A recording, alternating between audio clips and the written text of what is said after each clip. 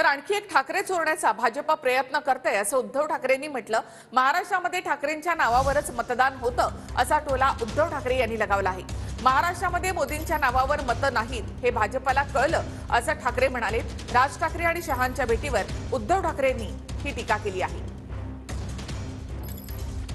अरे अस्सल बियाणे भाजपमध्येच नाही तर ते तुम्हाला शेतकऱ्यांना काय देत आहे? यांचं बियाणे सगळं बोगस आहे, सगळे बाजूनी बाहेरून घेतात माणसं बियाणे। आज सुद्धा कोणतरी घेतलंय त्यांनी, कारण त्यांना तसं कळलंय की महाराष्ट्रामध्ये मतं पाहिजे असतील तर मोदी या नावावरती मतं मिळू शकत नाही, ठाकरे या नावावरतीच मतं मिळतात। म्हणून बाळासाहेबांचा फोटो चोरला काही फरक पडत नाही। आज आणखीन एक ठाकरे चोरायचा प्रयत्न करतात, घेऊन जा, मी आणि माझी जनता समोरासमोर आहे तेवढी मला पुरे आहे। राज ठाकरे अशा वेळी जर महायुतीत गेले तर त्याचा महाराष्ट्राच्या राजकारणावर नेमका काय परिणाम?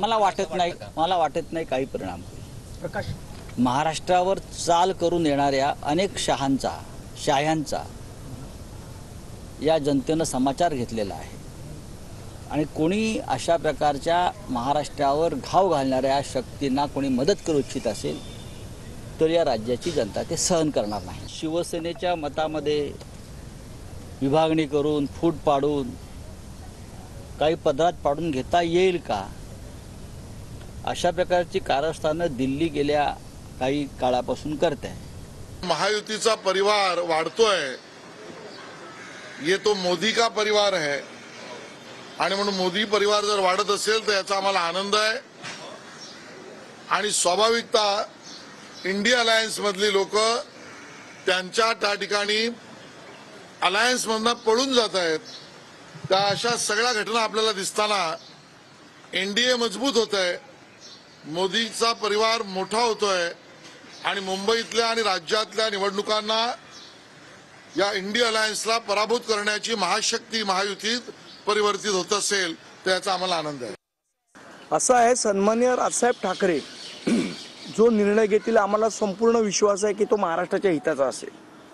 जो निर्णय घेतील तो पक्षाच्या हिताचा असेल आणि ते जे आदेश देतील त्या आदेशाप्रमाणे काम करणं हे महाराष्ट्र सैनिक म्हणून आमचं कर्तव्य आम्ही मानतो आणि आम्ही त्या आदेशाप्रमाणे आत्तापर्यंत काम करत आलो आहे। कधी यश आलं कधी अपयश आलं, पण त्यांनी खचून न जाता ते जो आदेश देतील त्याप्रमाणे आम्ही काम करत आलो आहे आणि यापुढेही साहेब जो आदेश देतील त्याप्रमाणे त्याची अंमलबजावणी रस्त्यावर करण्याची जबाबदारी ही महाराष्ट्र सैनिक म्हणून आमची असेल। दिल्लीला जाणंच हे आम्हाला तसं बघितलं तर पटत नाही। जे दिल्लीला जातात तिथं लोकांचं त्यांच्याबद्दलचं मत फार वेगळं होतं, त्यामुळे लोक त्या बाबतीत खुश नाही आहेत। त्यामुळे अजून पुढे न जाता त्यांनी त्यांच्या बाबतीतला निर्णय हा महाराष्ट्राच्या हिताचा आणि बीजेपीच्या विरोधाचा घ्यावा अशी विनंती त्यांचे कार्यकर्ते सुद्धा